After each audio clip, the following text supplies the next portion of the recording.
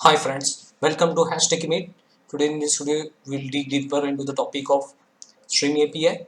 So to start with, I have designed a POJO class named as pen. It has attributes such as pen name and pen type. So I have created a overload constructor of it, and I have generated a getter setter of it, and also overloaded a toString method.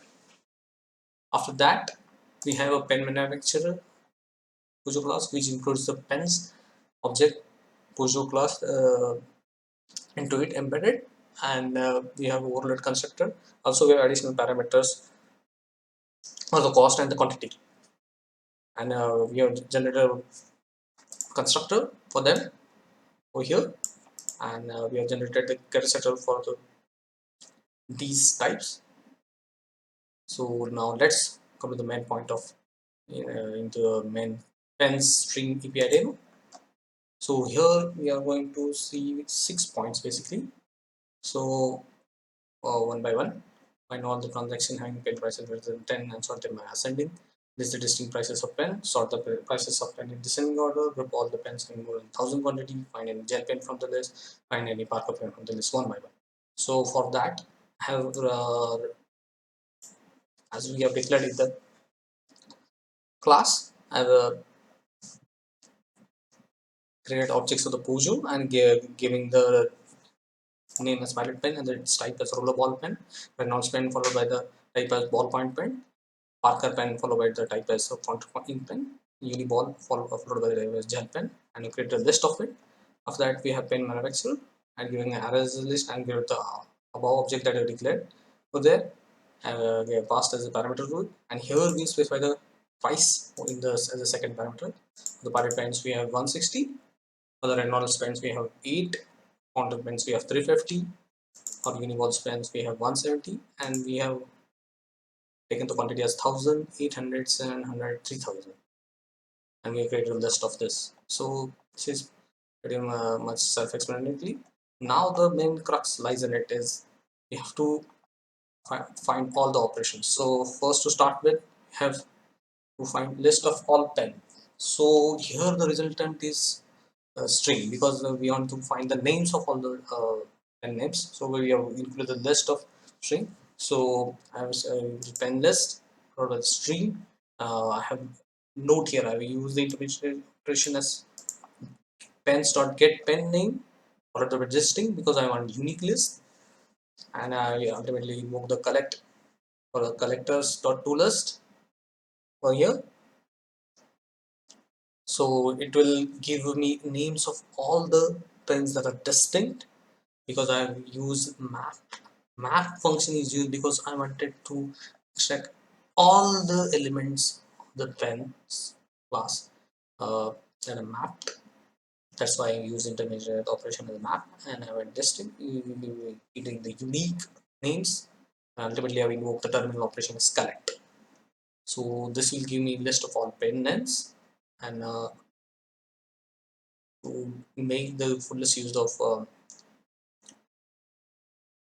Java 8, I invoke the for each method instead of using the system dot out dot println method. I will just on the I will just invoke the for each for it will print all the elements from the list this for each. That will be the list of pen names. So this was the first. After that, we have list of all pen names having cost greater than 10. So for that, I have made the use of pen manufacturer. I map the cost because we want the cost, and we also note I use the filter operation because we want to filter on the basis of cost, that is greater than 10. We want all the cost of the pens, and we have sorted them according to the sorted ascending order, and finally invoke the collect to collect all the elements from the list satisfying the condition. So here is the important that we have to use a filter because we want to filter on the basis of condition. The cost should be greater than 0. So we have to specify the predicate of the filter clock. Yeah, it will give me all the pens having cost greater than 10. So my second list I will get after doing the manually. After that, similarly, I have used the for each and have printed the second list. So this is done.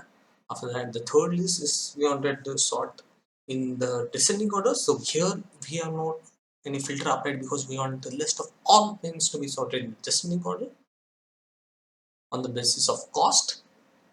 I will take it as a criteria. So it will sort all the pens on the basis of cost in the descending order, and for that, in as the sorted method just sorts in the ascending order, we have to use the comparator for it, right? And use the reverse order method so that we'll get the list in the reverse order. After that, we have list of all pens having more than 1000 quantity. So it will return all the list of the pens having more than 1000 quantity. Again, for that I use the pen manufacturer as the same object, and because it's a list, so list object should be pen manufacturer because it contains the quantity, and I have to filter on the basis of quantity, and so I use the pen manufacturer as a list, and I applied the map on the get quantity function, and in the as the logic goes, I applied filter on the condition that will give a list of all pens greater than 1000, and ultimately invoke the terminal operation as collect. So it will give me all the lists having more than 1000 quantity. So after that, so we have something here.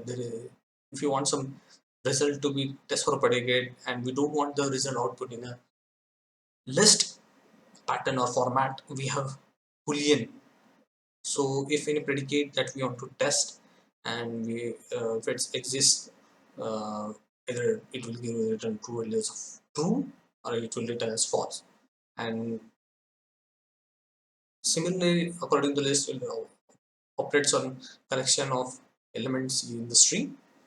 So we want to just check over here that does any gel pen exist in the list. So for that, what I've done, I have used the pens list string, and I will use any match as a predicate, and in that I have to specify the predicate that I want to specify the condition. So I will give the lambda as e says a arrow e dot get pen type equals in our case a gel pen. So what it will do, it will search in the list, and if any gel pen type exists, it will return as true. After that, we have optional pens. So pens list string filter. Here I'm checking does any Parker pen exist in the list, and if it exists, it will return. So we'll get the result, the pen name. So it will give the result as a pen. So note here, I use the use of optional class first, because find any requires find first. Such kind of operation requires the optional class, so and made the use of optional. We'll cover that much later in our topics, but just for the demo purpose, I made the use of optional because we wanted to check find any operation, and it will check if it does any Parker pen exist in a list. If it exists, it will print in the console. So let's see the output of it. As you can see in front of the screen, list of all pen names is printed as pilot name, Reynolds pen, Parker pen, Uniball. That is all the list of pens are printed. After that, we have a list of pens having greater cost than 10. Yeah. So see, it says give 8 over here. So rightfully, it's printed this list followed by the list of pens in the descending order. And also the list of all pens having more than 1000 quantity. Only one exists, so it returns only one. And the last operation it return we have a gel pen in the list as true, so it's printed true, and the pen names is pens, means in the last condition that we checked, we have wanted to find any whether Parker pen exists. It does exist, so we given the name as Parker pen, the pen type as fountain ink pen. So that was all about string API extended video. Hope I will cover the concept in much details and depth. Do keep liking, subscribing, hashtag